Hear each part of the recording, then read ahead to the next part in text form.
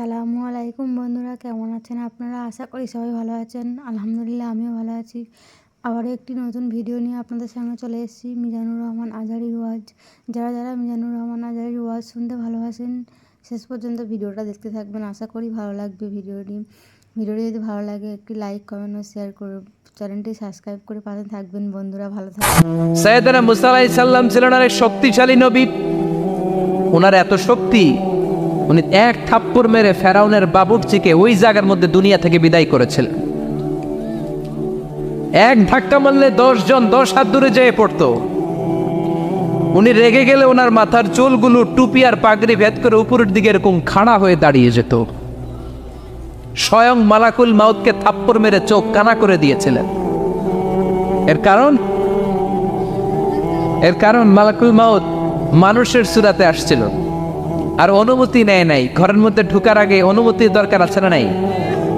সাইয়েদনা মুসা আলাইহিস সালামের কাছে মালাকুল মাউত মৃত্যুর ফেরেশতা মানুষের সূরাতে এসেছিল, অনুমতি নেয় নাই, হুট করে ঘরে ঢুকছে। ঢুইকা কয়, আনা মালাকুল মাউত, আমি মৃত্যুর ফেরেশতা, জিইতু আন আকবাদা রূহাক, আপনার রূহ কবজ করতে আসছি। মুসা আলাইহিস সালাম দেখতেছে একজন সলিমুদ্দিন।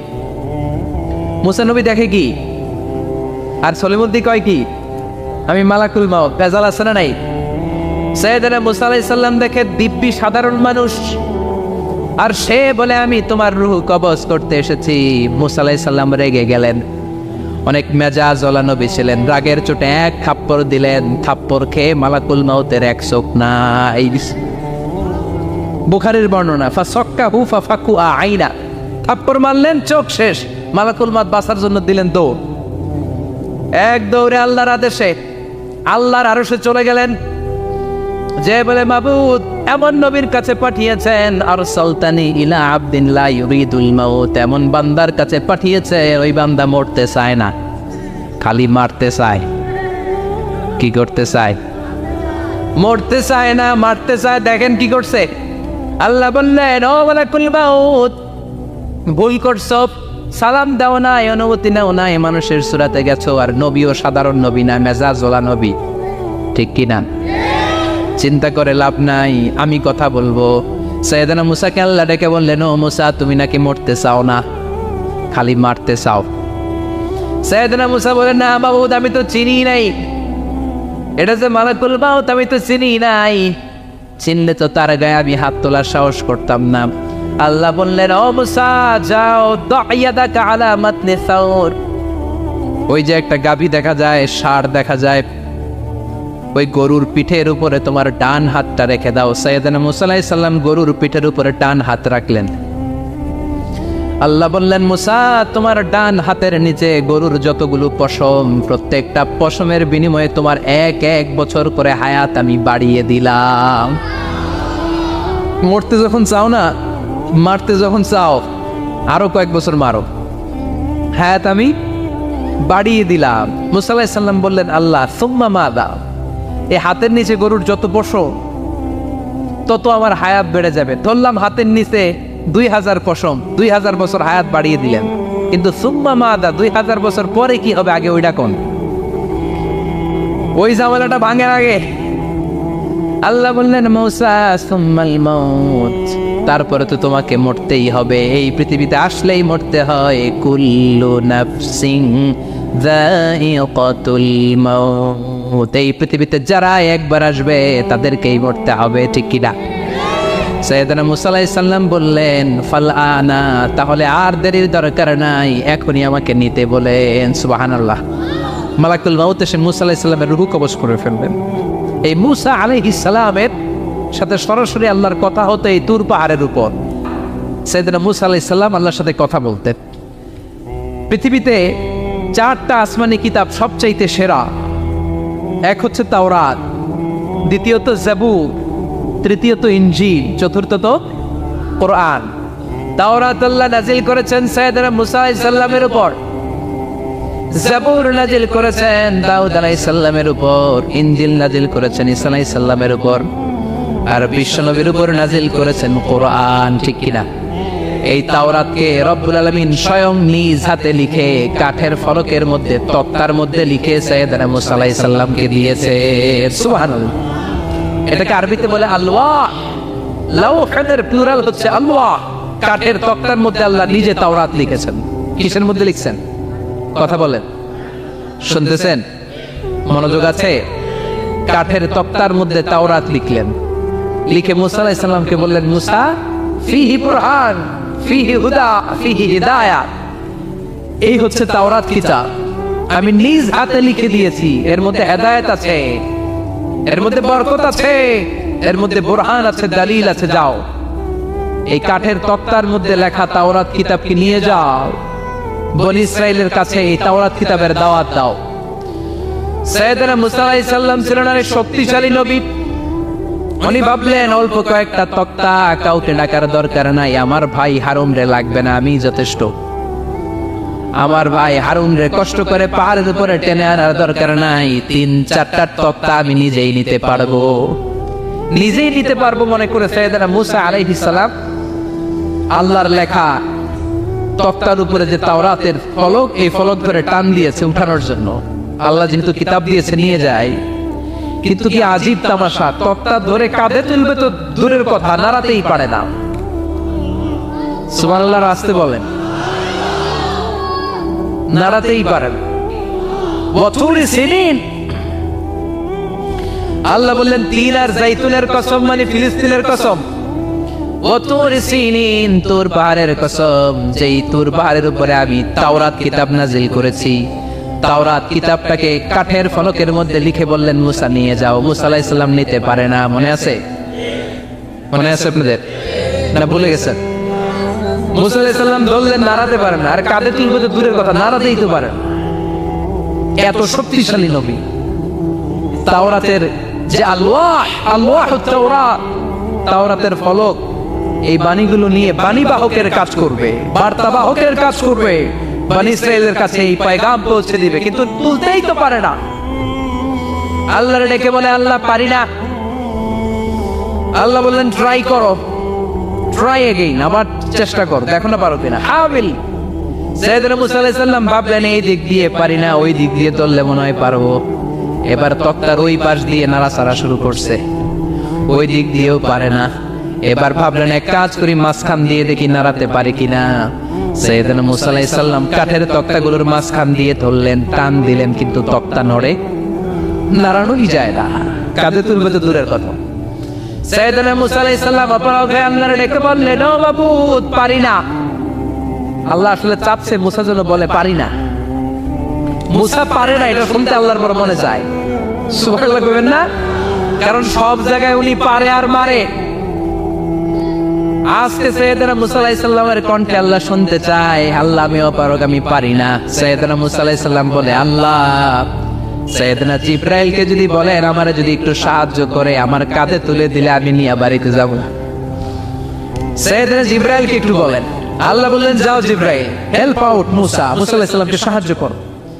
এবার সাইয়েদনা মুসা আলাইহিস সালাম ধরলেন এইদিকে, সাইয়েদনা জিবরাইল ধরলেন এইদিকে। দুইজন মিলে তাওরাত লেখা কাঠের তক্তাগুলো উঠাতে চাইলেন, কিন্তু কি আজীব তামাশা, সাইয়েদনা জিবরাইলও পারে না। সাইয়েদনা মুসা আলাইহিস সালাম বললেন, ও ভাই জিবরাইল, চলো জায়গা চেঞ্জ করে তুমি এদিক দিয়ে ধরো, আমি ওই দিকে ধরি, আবার জোরসে টান মারো। দেশ গ্রামে কয় না জোরসে টান, এইও সিস্টেমে দুইজন মিলে টানে, কিন্তু নাড়াতেই পারে না। আগে তো হাতে নিবে, তারপরে কাঁধে তুলবে, দুইজনেও পারে না। গায়ে যত জোর আছে, সাইয়েদনা মুসা আলাইহিস সালাম জোরসে টান দিলেন, যত জোর, সব জোরকে একসাথে করে তিনি টান দিয়েছেন। টানের চোটে দেহের প্রতিটা লোমকূপ থেকে ঘাম বেরোতে শুরু করেছে। টানের চোটে রক টান খেয়ে যাচ্ছে, কোমরের রক ছিঁড়ে যাওয়ার অবস্থা, কিন্তু কাঠের ফলকগুলো নাড়ানো যায়। সাইয়েদনা মুসা আলাইহিস সালাম বললেন, আল্লাহ জিবরাইলও পারে না। জিবরাইলের সাথে হাজার হাজার সহকারী ফেরেশতা, তাদেরকে একটু বলেন হেল্প করার জন্য। সুবহানাল্লাহ পড়েন। হাজার হাজার ফেরেশতা তুর পাহাড়ের উপর সবাই মিলে জোরে জোরে টান দেয়, জোরে জোরে টান দেয়। সবাই মিলে চেষ্টা করে তাওরাত লেখা ফলক এক প্রান্ত থেকে আরেক প্রান্ত কোন জায়গা দিয়ে ধরে 1 ইঞ্চি নাড়াতে পারে না। এই অবস্থা দেখে আল্লাহ বললেন, ঘটনা কি? আল্লাহ পারি না। সাইয়েদনা মুসা আলাইহিস সালাম কি বলে? আল্লাহ পারি না, আল্লাহ বললেন মুসা এই ফলকগুলোর এত ওজন নয়, কাঠের এই তক্তাগুলোর এত ওজন নয়, কিন্তু এই কাঠের তক্তার মধ্যে যে বাণীগুলো লেখা হয়েছে বাণীগুলো কার? এটা আমার বাণী, আমার কথা। এই জিনিসটা বোঝানোর জন্য আমি এটার ওজনকে ভারী করে দিয়েছি। এবার জিব্রাইলের সহকারী ফেরেশতা লাগবে না, জিব্রাইলের সহযোগিতা লাগবে না, তোমার গায়ে আমি যেই জোর দিয়েছি টান দিয়ে দেখো সবগুলারে কাঁধে তুলে নিতে পারবা। সাইয়েদনা মুসা আলাইহিস সালাম এবার বিসমিল্লাহ বলে সব গিমি তাওরাত লেখা কাঠের তক্তাগুলো কাঁধে নিয়ে এক দৌড়ে বাড়ি। আল্লাহু আকবার। যেই পাহাড়ের উপর এই তক্তা টানাটানির ঘটনা ঘটেছে পাহাড়টার নাম, এজন্য আল্লাহ বললেন ওয়াত্তিনি ওয়াজ্জাইতুনি ওয়া তুরি সিনিনা ওয়া হাযাল বালাদিল আমিন। তিন আর জাইতুনের কসম, তুর পাহাড়ের কসম। আবার তুর পাহাড়ের মধ্যে নূরের তাজাল্লি দিয়েছে কে? فلما تجلى ربه جعله دكا وخر موسى صعقا। সাইয়েদনা মুসা আলাইহিস সালাম বললেন আল্লাহ তোমাকে দেখতে চাই। আল্লাহ বললেন দেখতে পারবে না, পাহাড়ের দিকে তাকাও, পাহাড়ের মধ্যে নূরের তাজাল্লি দেব, যদি পাহাড় টিকে যায় তাহলে দেখতে পাবা। আল্লাহ যখন তুর পাহাড়ের উপর তাজাল্লি মেরেছেন পাহাড় ভেঙে খান খান হয়ে যায়, সাইয়েদনা মুসা আলাইহিস সালাম বেহুশ হয়ে যায়। এই বেহুশ হওয়ার ঘটনা আর পাহাড় জ্বলে ছাই হওয়ার ঘটনা যেখানে ঘটেছে ওই পাহাড়টার নাম জোরে বলেন। ওই তুর পাহাড়ের কসম কেটেছে কে? ওয়াতুরি 2285 মিটার উঁচু, অনেক উঁচু পাহাড়। আবার ইয়াজুজ মাজুজ যখন পৃথিবীতে আক্রমণ করবে, ইন্না ইয়াজুজ ওয়া মাজুজ মুফসিদুনা ফিল আরদ, তামাম জাহানে ইয়াজুজ মাজুজ যখন আক্রমণ করবে, তামাম পৃথিবীটাকে যখন লন্ডভন্ড করে দিবে, সাইয়েদনা ঈসা আলাইহিস সালাম মুমিন বান্দাদেরকে নিয়ে যেই পাহাড়ের উপর আশ্রয় নিবেন সেটা হলো এই তুর পাহাড়। সুবহানাল্লাহ। ঈসা আলাইহিস সালাম মুমিনদেরকে নিয়ে এক পাহাড়ে চলে যাবেন এই ইয়াজুজ মাজুজের অত্যাচার থেকে বাঁচার জন্য। এদেরকে ইংরেজিতে বলে Gog Magog. If you search in Google by writing Gog and Magog, আপনি পেয়ে যাবেন ইয়াজুজ মাজুজের কাহিনী। হাত্তা ইযা ফুতিহাত ইয়াজুজ ওয়া মাজুজ ওয়া হুম মিন কুল্লি হাদাবিন ইয়ানসিলুন। লক্ষ লক্ষ ইয়াজুজ মাজুজের বাহিনী আসবে। এই ইয়াজুজ মাজুজের বাহিনীর অত্যাচার, অবিচার, অনাচার, জুলুম থেকে, মারামারি থেকে বাঁচার জন্য মুসলমানরা ঈসা আলাইহিস সালামের নেতৃত্বে যেই পাহাড়ের উপর আশ্রয় নিবেন ওই পাহাড়ের নাম হলো তুর পাহাড়। ওই পাহাড়ের নাম কি? কোরআনে অনেকবার আল্লাহ তাআলা এই তুর পাহাড়ের কথা বলেছেন। আমি নিজে এই তুর পাহাড়ের চূড়ায় উঠেছি 2 বার। পাথরের পাহাড়, মাঝরাতে উঠতে হয়। এই তুর পাহাড়ের নিচে একটা গির্জা আছে, খ্রিস্টানদের প্রাচীনতম গির্জা, সেন্ট ক্যাথেরিনা গির্জা। এই গির্জার ভিতরে ঢুকেছিলাম দেখার জন্য। এটা পবিত্র জায়গা। মুসা আলাইহিস সালাম যখন যাচ্ছিলেন আল্লাহ বলেন ফাখলা'না আলাইক ফাখলা'না আলাইকা ইন্নাকা বিল ওয়াদিল মুকাদ্দাসি তুয়া। শুজ অফ, জুতা খুলে ফেলো। মুসা জুতা খুলে ফেলো। ইন্নাকা বিল ওয়াদিল মুকাদ্দাসি তুয়া। You are in a very holy valley, very sacred valley. একটা পবিত্র উপত্যকায় তুমি এসেছো। এর চাইতে উন্নত এবং পবিত্র উপত্যকা আমি মহাবিশ্বে কোথাও সৃষ্টি করি নাই। চিল্লায় পড়েন সুবহানাল্লাহ। মাঝরাতে এই তুর পাহাড়ে উঠতে হয়, ব্যাকপ্যাক নিয়ে যেতে হয়, সেখানে পানি টানি খাবার দাবার নিয়ে ওঠা লাগে। 3-4 ঘন্টা লাগে উঠতে, নামতে আবার 3-4 ঘন্টা। সকালে 10টা-11টার পরে আর তুর পাহাড়ে থাকা যায় না, কারণ আমাদের বাংলাদেশের পাহাড়গুলো মাটির পাহাড়, তুর পাহাড় হচ্ছে পাথরের পাহাড়। পাথরের পাহাড়ে যখন সূর্যের আলো লাগে পাথরের পাহাড় গরম হয়ে যায়। আমরা মাঝরাতে উঠতে শুরু করলাম। আমরা যখন উঠতেছি দেখলাম খ্রিস্টিয়ান কমিউনিটির একটা গ্রুপ, তারাও উঠছে, ইহুদিদের একটা গ্রুপও উঠছে, কারণ এটা 3 ধর্মের লোকদের কাছে তীর্থস্থান। এই তুর পাহাড়ের চূড়ায় ছোট্ট একটা মসজিদ আছে, 7-8 জন নামাজ পড়া যায়। খ্রিস্টানদের একটা গির্জা আছে, ইহুদিদের একটা সিনাগগ আছে। ফজরের সময় উঠলাম, পুরো সিলসিলাতুল জিবা তুর পাহাড় দেখলাম, অবাক হলাম। এই পাহাড়ে বিশ্বনবী মেরাজের রাতে নেমে দোয়া করেছেন, ঠিক কিনা?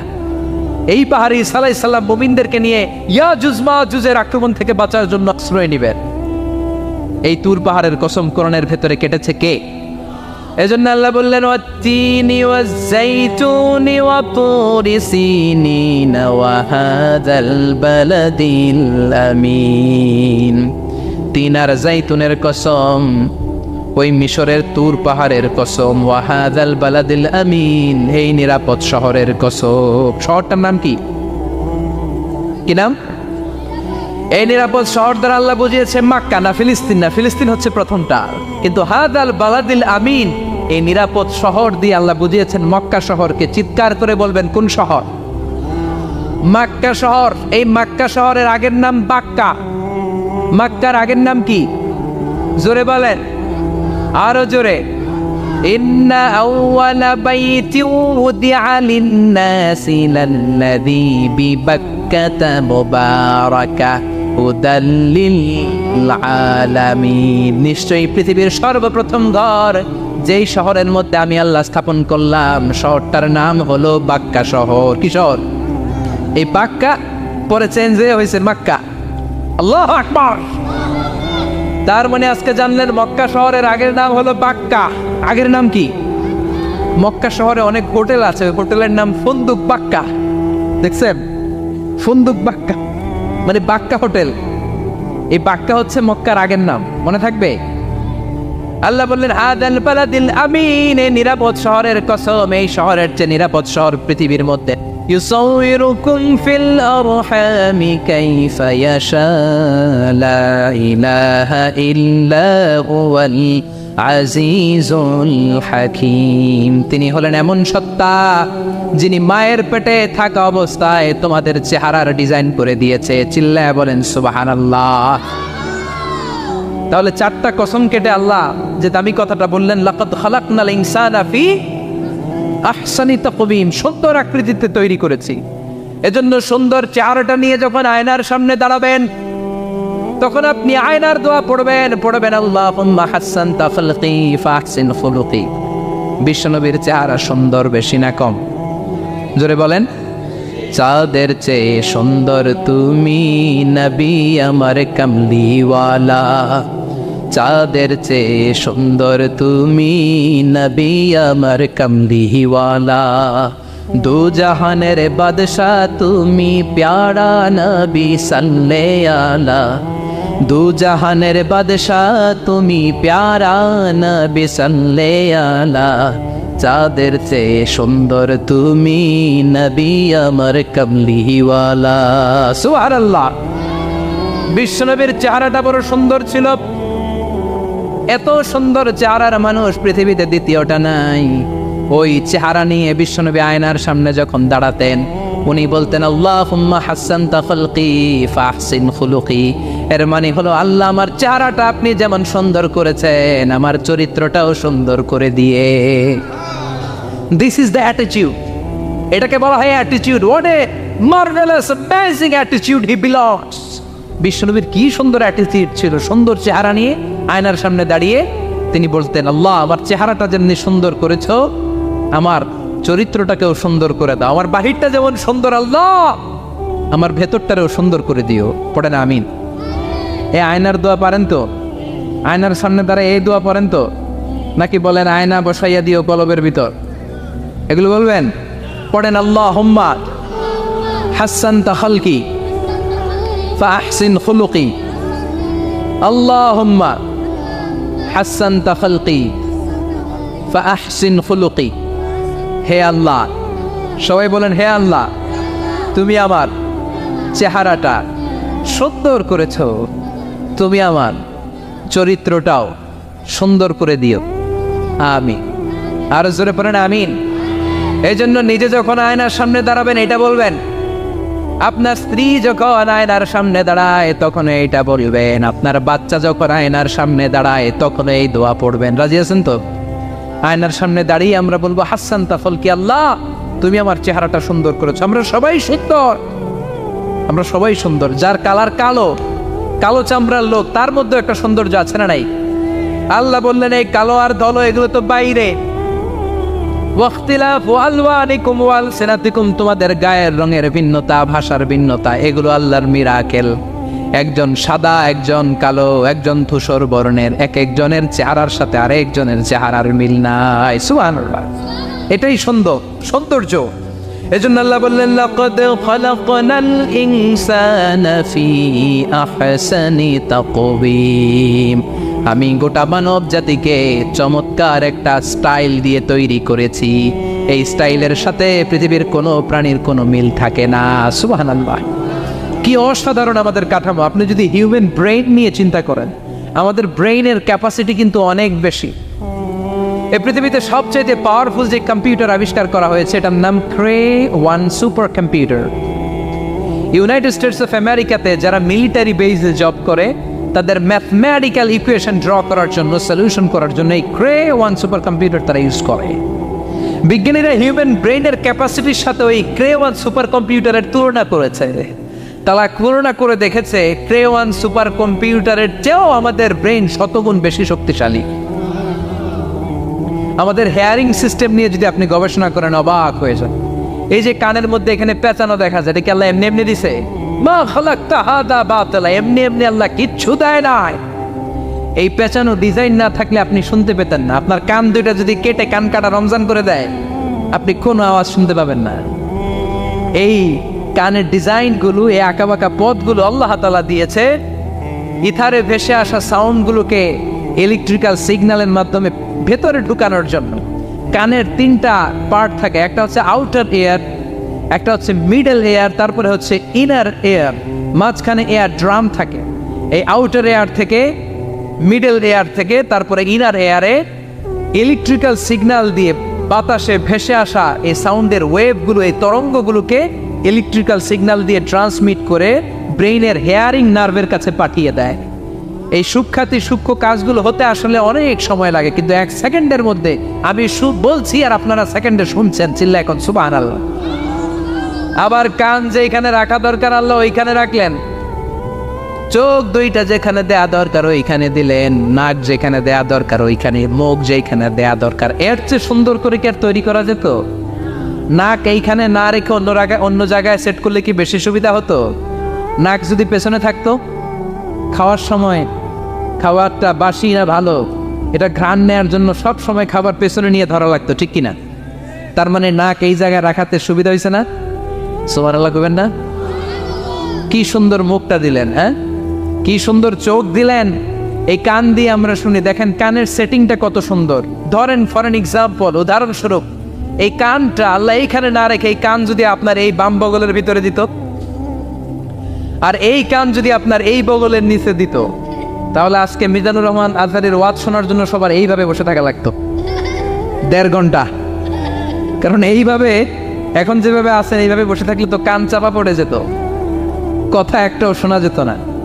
সুবহানাল্লাহ কইবেন না? চোখের সেটিংটা কত সুন্দর। চোখ এইখানে না রেখে যদি মাত্র 2 ইঞ্চি উপরে এইখানে দিত, সেজদা দিতে পারতেন। শীতকালে যে ফুটবল খেলেন, হেড দিতে পারতেন। হেড দিতে গেলে বল চোখের মধ্যে লাগা, চোখ শেষ। সুবহানাল্লাহ পড়েন। কি অসাধারণ অবকাঠামো! এই হিউম্যান অ্যানাটমি নিয়ে গবেষণা করলে মানুষ অবাক হয়ে যায়। দেহের ভেতরে কি সমস্ত যন্ত্রপাতি দিলেন, কিডনি দিলেন, গল ব্লাডার দিলেন, হার্ট দিলেন, লাংস দিলেন। যেখানে যে অঙ্গটা রেখে দেওয়া দরকার ঠিক সেইভাবে মায়ের পেটে থাকতেই আমাদের ডিজাইন দিয়েছে কে? এতগুলো ডিজাইনের মালিক কে? 600 কোটি মানুষ যদি পৃথিবীতে থেকে থাকে, তাহলে 600 কোটি ডিজাইন লাগছে না ওনার? আরো কয়শো কোটি আসবে আমরা জানি। কয়শো কোটি ডিজাইন চলে গেছে জানি। একটা ডিজাইনের সাথে আরেকটা ডিজাইনের মিল আছে? চিৎকার করে বলেন এই কারিগরটা কে? এজন্য আল্লাহ বলেন 4টা জিনিসের কসম কেটে তোমাদেরকে আমি যেটা বলবো শোনো। লাকাদ খালাকনাল ইনসানা ফি আহসানি তাকওয়িম। আমি মানুষের আকৃতিটা, মানুষের চেহারাটা বড্ড সুন্দর করে তৈরি করেছি। এত সুন্দর করে আল্লাহ তৈরি করেছেন, এর কোনো বাতিল নাই, কোনো বিকল্প নাই। চোখ যেমন হওয়া দরকার ঠিক তেমন। এই চোখ নিয়ে কত গবেষণা হয়েছে, শুনলে অবাক হয়ে যাবেন। মাত্র 2 মিলিমিটার ডাইমেনশন ছোট্ট আমাদের চোখ। এই চোখ দিয়ে আমরা অনেক কিছু দেখি। কাছের জিনিস যেমনি দেখি, দূরের জিনিসও দেখি। দূরের চাঁদ দেখি, দূরের সূর্য দেখি, দূরের মেঘমালা দেখি, ওই বিমানটাকে দেখি, আবার কাছে ছোট্ট মানুষটাকেও দেখি, ঠিক কিনা? এটার ভেতরে আল্লাহ অনেক পাওয়ারফুল মেগাপিক্সেল দিয়েছেন। এই পৃথিবীতে সবচেয়ে পাওয়ারফুল যে ক্যামেরাগুলো আবিষ্কার হয়েছে মুভি শুট করার জন্য, সেখানে যেই মেগাপিক্সেল আল্লাহ দিয়েছেন চোখের ভেতরে এর কয়েক গুণ বেশি দিয়েছেন। চিল্লায় বলেন আল্লাহু আকবার। এই চোখ দিয়ে মেডিকেল সায়েন্স বলছে human eyes can identify more than 10 million colours. 1 মিলিয়নে 10 লক্ষ, 10 মিলিয়নে কত? 1 কোটি। তার মানে এই চোখ দিয়ে আমরা আমাদের এক একটা চোখ দিয়ে 1 কোটি ধরনের রং শনাক্ত করতে পারি। এক লাল রঙের মধ্যে কত লাল, লাইট রেড, ডিপ রেড, কত ধরনের মিক্স করে কত কালার হয়, সবকিছু চোখ দিয়ে আমরা ধরতে পারি। চিল্লায় বলেন আল্লাহু আকবার। জিহ্বা দিয়ে স্বাদ নেওয়ার সুযোগ দিলেন। এই জিহ্বার পার স্কয়ার সেন্টিমিটারে টেস্ট বাড রয়েছে 184টা। সেই হিসাবে আপনার জিহ্বার উপরিভাগ দিয়ে আপনি 10,000-এরও বেশি ধরনের খাদ্যের স্বাদ আস্বাদন করতে পারেন। চিৎকার করে পড়েন আল্লাহু আকবার।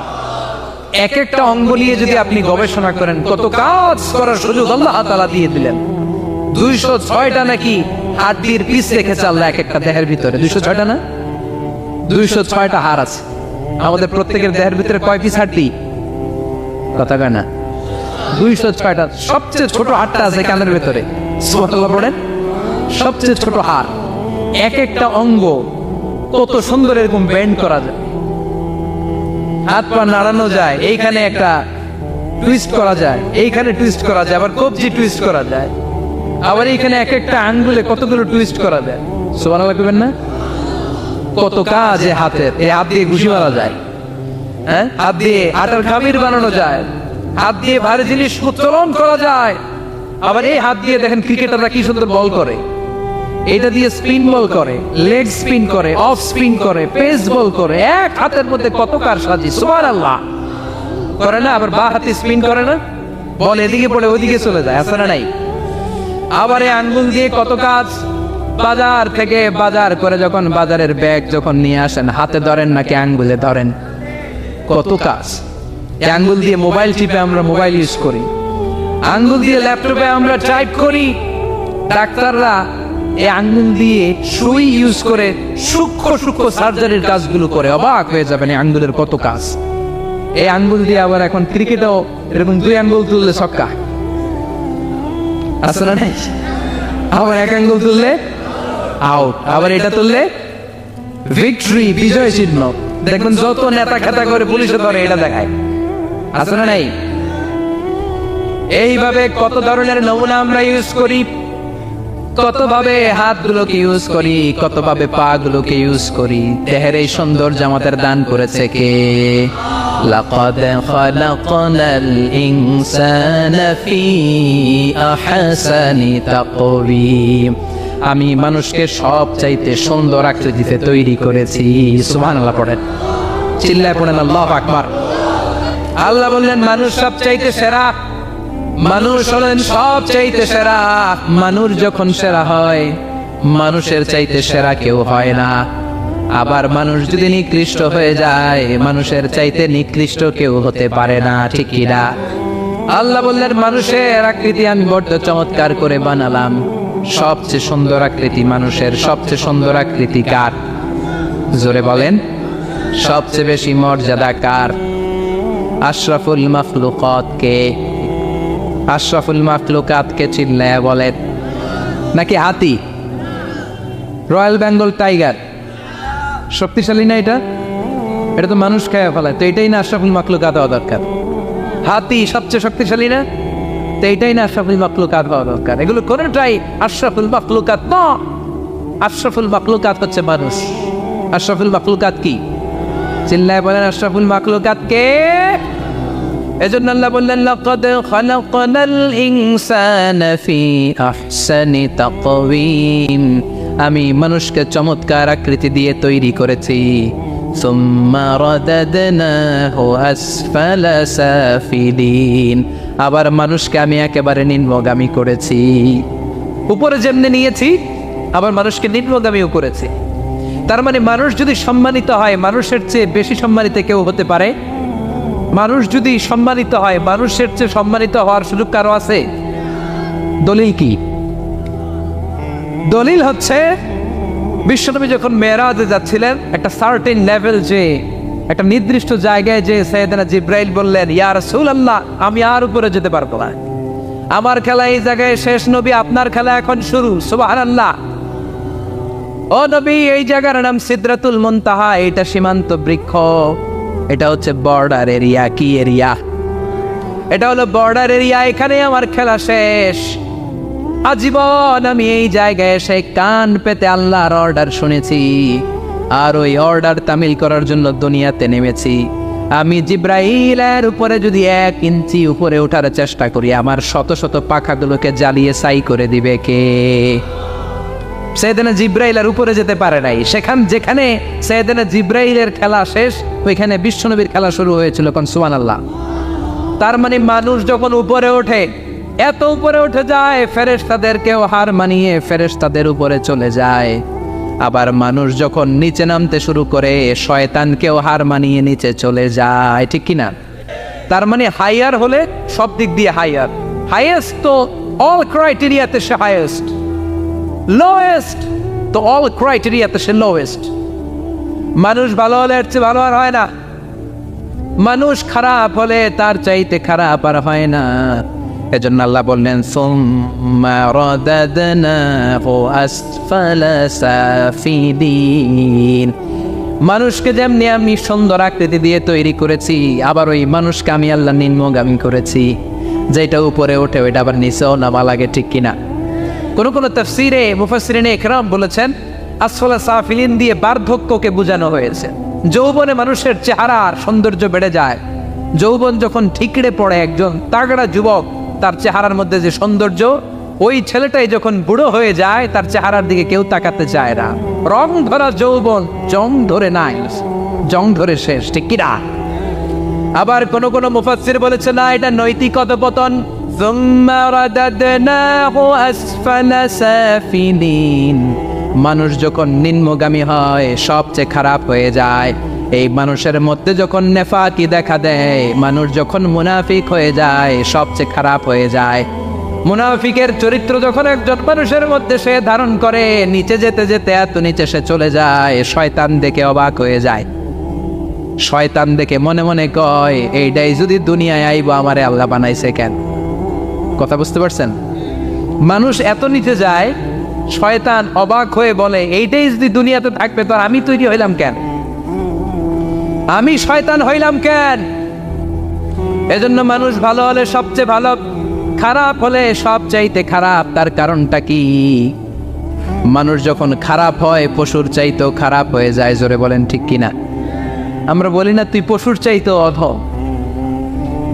মানবিকতা হারিয়ে যখন মানুষ অন্যায় কাজ করে, তখন আমরা বলি তুই পশুর চাইতেও অধম। ঠিক কিনা?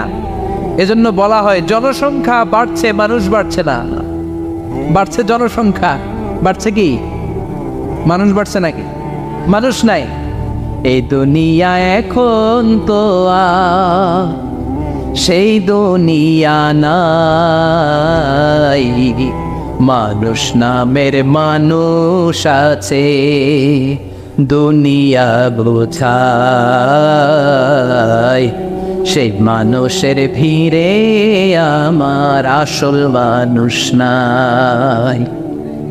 এই দুনিয়া এখন তো সেই দুনিয়া নাই, মানুষ নামের মানুষ আছে, দুনিয়া বোঝায়। সেই মানুষের ভিড়ে আমার আসল মানুষ নাই। আসল মানুষের বড় অভাব। এজন্য বাড়ছে জনসংখ্যা, মানুষ বাড়ছে না। মানুষ যখন খারাপ হয়ে যায়, পশুকেও হার মানায়। আল্লাহ বলে, উলাইকা কাল আনআম বাল হুম আদাল উলাইকা হুমুল গাফিলুন। কারণ একটা সিংহ কখনো আর একটা সিংহকে মারে না। খেয়াল করে বুঝেন, সিংহ কোনোদিন সিংহ মারে নাকি? বাঘ বাঘ মারে নাকি? হাতি কোনোদিন হাতি মারে নাকি? কিন্তু মানুষ মানুষকে মারে, ঠিক কিনা? আওয়াজ করে উত্তর দেন, একটা বাঘ আর একটা বাঘকে 8 টুকরা 10 টুকরা করে নাকি? একটা হাতি আর একটা হাতিকে কোনোদিন 20 টুকরা 14 টুকরা করে নাকি? কিন্তু একটা মানুষ আর একটা মানুষকে 8 টুকরা 14 টুকরা 20 টুকরা করে, ঠিক কিনা? এজন্য আল্লাহ বললেন সুম্মা রাদাদনাহু আসফালা সাফিলিন। মানুষ যখন শ্রেষ্ঠ হয়, মানুষের চাইতে শ্রেষ্ঠ যেমনি কেউ আর হতে পারে না। আবার মানুষ যখন নিকৃষ্ট হয়ে যায়, মানুষের চাইতে নিকৃষ্ট আর কেউ হতে পারে। এজন্য ভালো হওয়ার দরকার আছে না নাই? তার মানে মানুষ যেমনি উপরে ওঠে আবার নিচেও নামতে পারে। মানুষের যেমনি সুযোগের সম্ভাবনা বেশি, মানুষের মধ্যে বিপদ খুব বেশি, কিন্তু দুই শ্রেণীর ব্যক্তিকে বিপদ স্পর্শ করে না। কয় শ্রেণী? আরো জোরে বলেন। আল্লাহ বললেন সে দুই শ্রেণী হলো ইল্লাল্লাযীনা আমানু ওয়া আমিলুস সলিহাতি ফালাহুম আজরুন গায়রু মামনুন। যারা ঈমান আনবে আর সৎকর্ম করবে, এক আল্লাহর উপরে যারা বিশ্বাস রাখবে, আর যারা দুনিয়াতে নেক আমল করবে, তাদের জন্য প্রতিদান রেখেছে কে? তাদেরকে জান্নাত দেওয়ার জন্য প্রস্তুত হয়ে আছে আল্লাহ। জোরে কোন ঠিক কিনা? মায়ের এক ধার দুধের দাম, কাটিয়া গায়ের চাম, বাপস বানাইলে ঋণের শোধ হবে না। এমন দরদি ভাবে কেউ হবে না আমার মা গো। যাদের মা নাই তারা জানে মা না থাকার কি জ্বালা। যাদের বাবা নাই তারা জানে বাবা না থাকার কি জ্বালা। এখন ঘরে ঝগড়া করেন, এখন ভাল লাগে না আব্বা আম্মারে, এখন আব্বা এই ভুল ধরে, আম্মা এইটা বলে, এখন অনেক অসহ্য লাগে। তো যেদিন চলে যাবে ওই দিন বুঝতে পারবেন মাথার উপর থেকে ছাতাটা নাই হয়ে গেছে, বটবৃক্ষটা চলে গিয়েছে, আর উপদেশ দেওয়ার মতো কেউ নাই, কাছে আগলে রাখার মতো কেউ নাই। এজন্য আব্বা আম্মা থাকতে আমরা যেন আব্বা আম্মার কাছ থেকে দোয়া চাই। আব্বা আম্মার দোয়া কোনোদিন আল্লাহ তাআলা ফিরিয়ে দেয়। আমরা আব্বা আম্মারে রেখে দিয়ে অমুক দরবারে যাই, অমুক দরবারে যে দোয়া চাই। আসল বড় দরবার যে আমার ঘরে, এটাই বলে যাই।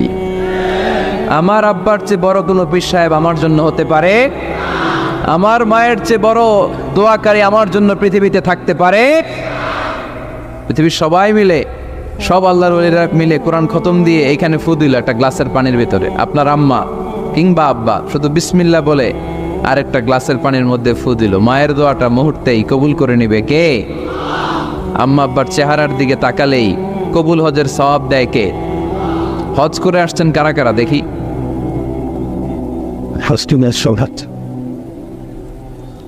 অনেক হাজি সাহেবান আছে, মাশাআল্লাহ, হাত নামান। এই যে 3 লক্ষ 4 লক্ষ টাকা খরচ করে হজ করে আসলেন, আপনার হজটা আল্লাহর কাছে গ্র্যান্টেড, কবুল হয়েছে। এরকম কবুল হয়েছে এই মর্মে হাত তুলতে পারবেন কে কে দেখি? হুজুর আমি নিশ্চিত আমারটা কবুল হয়েছে। নাই, কারণ কবুল করার মালিক কে? আমরা কামনা করি সব হাজি সাহেবদের হজ কবুল হোক। আমি হজ করেছি 2018 সালে। আমরা কামনা করি আমাদের হজ উমরাগুলো কবুল হোক, কিন্তু হাত তুলে বলা যাবে হুজুর আমারটা কবুল হইছেই, বলা যাবে? হইতেও পারে, নাও হইতে পারে। হাজি সাহেব লেখার জন্য, আল হাজ লাগানোর জন্য অনেকে যায়, আছে না নাই? তাওয়াফুল ওয়াদা একটা তাওয়াফ আছে, বিদায়ী তাওয়াফ। কি তাওয়াফ? হজের সব কাজ শেষে ফেরার আগে কাবা ঘরের সাথে দেখাটা, মোলাকাত করে আসতে হয়। আল্লাহর হাবিব বললেন সর্বশেষ দেখাটা যেন কাবা ঘরের সাথে হয়, 7টা তাওয়াফ যেন সে করে। তো এক লোক 6 তাওয়াফের পরে ফোন আসছে দেশে, তো মেয়েরে বলতেছে মা আর একটা তাওয়াফ বাকি আলহাজ হইতে, একটু পরে তুই ফোনটা দে, একটু পর দে, আলহাজ হইতে আর একটা তাওয়াফ বাকি। তো উনি গেছে কি হওয়ার জন্য? আলহাজ হওয়ার জন্য। নামের আগে আলহাজ লাগাবেন না। কেউ যদি আপনারে বলে হাজি সাহেব, বলুক, কিন্তু আমি হজ করছি একজনরে দেখানোর জন্য। তিনি কে?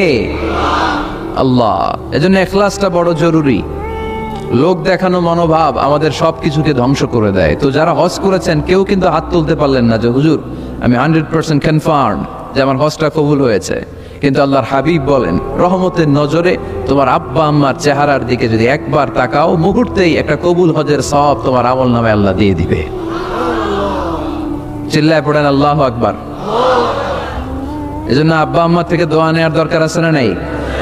দোয়া চাইবেন, দোয়া চাইবেন। মায়ের মর্যাদা অনেক বেশি, বাবার চেয়ে 3 গুণ বেশি, কমসে কম। কয় গুণ বেশি? মা মা মা, তারপর বাবা, 3 বার মা। কয়বার মা? একবার বাবা। তার মানে মাকে ইসলাম দিয়েছে স্বর্ণ পদক, দিয়েছে রৌপ্য পদক, দিয়েছে ব্রোঞ্জ পদক, আর বাবাকে দিয়েছে সান্ত্বনা পুরস্কার। আমরা এটা নিয়েই খুশি, ঠিক কিনা? তাহলে মাকে 3টা পুরস্কার, স্বর্ণ পদকও মা, রৌপ্য পদকও মা, ব্রোঞ্জ পদকও মা, বাবারে দিছে কি? সান্ত্বনা পুরস্কার। এজন্য মায়ের মর্যাদা বেশি। লাউ কাতাআতা জিলদাক, চামড়া কেটে যদি মায়ের পায়ের জুতা বানিয়ে দাও। ছোটবেলা যে মায়ের বুকের দুধ খেয়েছো, আল্লাহর হাবিব বললেন 1 ঢোক দুধের শোধ আদায় হবে না, ঠিক কিনা? অনুরূপ ভাবে মুসাফিরের দোয়া আল্লাহ ফিরিয়ে দেয় না। সফরে বেরোলেই দোয়া করবেন, পারবেন? মনে থাকবে? এখান থেকে ঢাকা যান না আপনারা? আনতা মুসাফির, এখান থেকে ঢাকা গেলে আপনি মুসাফির, দোয়া করা শুরু করে দিবেন।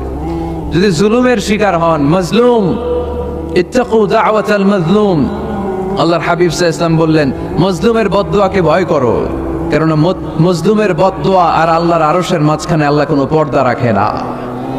দোয়া করতে দেরি, এই দোয়া কবুল করে নেয় কে? মজলুমের দোয়া আল্লাহ তাআলা কবুল করে। এজন্য আব্বা আম্মার কাছ থেকে যেন আমরা বেশি বেশি দোয়া নিতে পারি। আল্লাহ তুমি তৌফিক দাও। দোয়া চাওয়াও সুন্নাহ, দোয়া করাও সুন্নাহ। বুঝতে পেরেছেন? দোয়া নিজের জন্যও করবেন, অন্যের জন্যও করবেন। রাজি আছেন তো? অনেকে বলে হুজুর আমার দোয়া আমি করব, আমি আরেকজনের জন্য করব কেন? ওনারটা উনি করুক, আমারটা আমি করি, এরকম কথা আছে না? নাই না, অন্যের জন্য দোয়া করবেন, এতে লাভ আছে। আপনি যখন কারোর জন্য দোয়া করেন, ফেরেশতারা আল্লাহর কাছে দোয়া করতে থাকে, আল্লাহ যেই দোয়া সে তার ভাইয়ের জন্য করলো, আগে দোয়াটা তার নিজের জন্য কবুল করে দাও। মা মিন মুসলিম ইয়াদউ লিআখিহিল মুসলিম বিযাহরিল গায়ব ইল্লা ক্বালাল মালাক ওয়ালাকা বিমিসলিন। ফেরেশতারা বলে ওয়ালাকা বিমিসলিন, আপনি দোয়া করলেন আল্লাহ আমার এই ভাইটার টাকা পয়সা নাই, তুমি তারে ধনী বানায় দাও। ফেরেশতারা তখন বলে ওয়ালাকা বিমিসলিন, মানে আল্লাহ যিনি দোয়া করতেছে আগে তারে ধনী বানিয়ে দাও। সুবহানাল্লাহ কইতে পারলেন না? আরো জোরে বলেন সুবহানাল্লাহ। একটানা ডর করি কওয়াজি সুবহানাল্লাহ। আপনার ভাই অসুস্থ, আপনি দোয়া করলেন আল্লাহ আমার ভাইটা অসুস্থ, তারে তুমি সুস্থ করে দাও। ফেরেশতারা বলে ওয়ালাকা বিমিসলিন, মানে আল্লাহ যিনি দোয়া করতেছে তার কোনো রোগ বালাই থাকলে আগে তারে সুস্থ করে দাও। তাই জন্য অন্যের জন্য দোয়ার দরকার আছে না নেই? আল্লাহর হাবিব সাল্লাল্লাহু আলাইহি ওয়াসাল্লাম বললেন দোয়া মুখুল ইবাদা, দোয়া হচ্ছে ইবাদতের নির্যাস।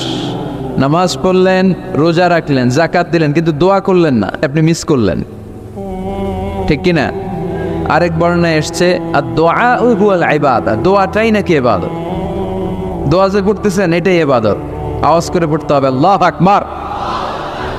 এজন্য প্রতিটা সালাতে যখন আমরা নামাজে দাঁড়াই, যখন মুসল্লায় দাঁড়াই, আমরা যখন সূরাতুল ফাতিহা পড়ি, এর মধ্যে আল্লাহ একটা দোয়া শিখিয়েছেন, পড়েন ইহদিনাস সিরাতাল মুস্তাকিম, ইহদিনাস সিরাতাল মুস্তাকিম। ও আল্লাহ, show us the right path, show us the correct path। আল্লাহ আমাদেরকে সহজ সরল সোজা পথ দেখান। আল্লাহর হাবিব সাল্লাল্লাহু আলাইহি ওয়াসাল্লাম একবার খেজুর গাছের ডাল দিয়ে মরুভূমিতে একটা টান মারলেন, সোজা একটা টান, আর ডানে বায়ে অনেকগুলো দাগ কাটলেন। আল্লাহর হাবিব বললেন ডানের ছোট ছোট রাস্তাগুলো শয়তানের রাস্তা, ওরা হাতছানি দেয়। আসো নাচের অনুষ্ঠানে আসো, গানের অনুষ্ঠানে আসো, মদের আড্ডাখানায় আসো, জুয়া খেলাতে আসো, ওইদিকে যাওয়া যাবে না। মুমিনের রাস্তাটা সোজা, এটা সিরাতুল মুস্তাকিম। এই রাস্তায় যদি একবার উঠে যান, ডানে বায়ে কোনো মোড় নাই, খালি চলবে, খালি চলবে, ইউটার্ন নাই, কোনো চৌমুহনী নাই। এই রাস্তা শুরু হয়েছে দুনিয়াতে, এই রাস্তার শেষ মাথা ঢুকে গিয়েছে জান্নাতে। এজন্য প্রতিদিন সালাতে আমরা পড়ি আল্লাহ তুমি আমাদেরকে সরল সঠিক পথ দেখাও। আমরা যদি কোনোদিন রাস্তা হারিয়ে ফেলি, আমাদেরকে রাস্তা দেখায় কে? আমি যদি কোনোদিন পথ ভুলে যাই, হাতে ছানি দিয়ে কাছে নিও, মমতার বন্ধনে আমায় বেঁধে সব ভুল ক্ষমা করে দিও। পড়েন আমিন। এজন্য সালাতের মধ্যে দোয়া আসরা নাই। প্রতিদিন আমরা দোয়া করি, দোয়াটা পড়ি, কিন্তু অর্থ বুঝি না। এর চাইতে দামি দোয়া হতে পারে ইহদিনাস সিরাতাল মুস্তাকিম, আল্লাহ সিরাতুল মুস্তাকিমের পথ দেখাও, সোজা পথ। তো এই জন্য দোয়ার গুরুত্বের কোনো শেষ নাই, এটা অনেক গুরুত্বপূর্ণ। কি সুন্দর ইসলাম, হোয়াট আই প্রাইভেসি ইন ইসলাম, কত সুন্দর প্রাইভেসি ইসলাম আমাদেরকে শিখিয়েছে। আপনি ঘরে ঢুকবেন, অনুমতি নিয়ে ঢুকবেন। কার কথা? এক সাহাবী বললেন, নবী আমার ঘরে 2 ঘর। কয়টা? 2টা মাত্র রুম। এক রুমে থাকি আমি, আর এক রুমে থাকে আমার আম্মা জান। যেই আম্মা জানের বুকের দুধ খেয়ে আমি 10 মাস পেটের ভেতরে ছিলাম, 2 বছর বুকের দুধ খেয়ে বড় হলাম। আমার আম্মা জান থাকে এক রুমে, আমি থাকি আর এক রুমে। ও নবী, আমার মায়ের রুমে ঢোকার আগেও কি অনুমতি নেওয়া লাগবে নাকি? বিশ্বনবী বললেন, ও সাহাবা, আতুহিব্বু আন তারাহা উরিয়ানা, do you like to see your father naked? তুমি কি তোমার মাকে নেকেড দেখতে চাও? তুমি কি তোমার মাকে উলঙ্গ দেখতে চাও? সাহাবী বললেন, কাল্লা, কখনোই না। বিশ্বনবী বললেন, ইদান তাস্তাদিন, তোমার মাকে যদি উলঙ্গ দেখতে না চাও, তাহলে অবশ্যই অবশ্যই অবশ্যই তোমার মায়ের ঘরে ঢোকার আগে অনুমতি নিয়ে ঢুকবা। সুবহানাল্লাহ। মায়ের ঘরে ঢোকার আগে অনুমতি নিতে হবে। তাহলে ভাইয়ের ঘরে, বোনের ঘরে, ভাবির ঘরে, হ্যাঁ, ঢুকাই যাবে না। ভাবির ঘরে ঢোকা যাবে? কারো ঘরে ঢোকার আগে অনুমতি নিতে হবে। এটাকে বলে প্রাইভেসি। ইসলামী প্রাইভেসিকে গুরুত্ব দেয়। কারণ আপনি হয়তো এমন একটা সময় চলে যাবেন ঘরের ভিতরে আপনার আম্মা ওই সময় হয়তো হালকা পোশাক পরে, সিম্পল কোনো কাপড় পরে শুয়ে আছে, ঠিক কিনা? ওই পোশাকে সে আপনার সামনে আসতে চায় না। আপনি যখন নক করবেন, আপনি যখন সালাম দিবেন, পারমিশন চাইবেন, সে হয়তো ওনাকে ঢেকে চাদর পরে সুন্দর করে জামাটা পরে তারপরে আপনার সামনে আসবে। চিল্লায় বলেন ঠিক কিনা? এজন্য অনুমতি নিয়ে ঢোকা ফরজ। কারো ঘরে যখন যাবেন, আগে সালাম দিবেন, 3 বার সালাম দিবেন। 3 বার সালাম দেওয়ার পরে যদি উত্তর না পাওয়া যায়, চলে যাবেন। কার কথা? মানতে রাজি আছেন তো? এগুলো মানি না, এই জন্যই ঘরে অশান্তি, ফ্যামিলিতে অশান্তি, চোখের হেফাজত নাই, নজরের হেফাজত নাই। এই নজরের লাগাম যদি টেনে ধরতে পারেন, ফ্যামিলির 50% সমস্যা এমনিই চলে যাবে। চিল্লা এখন ঠিক কিনা?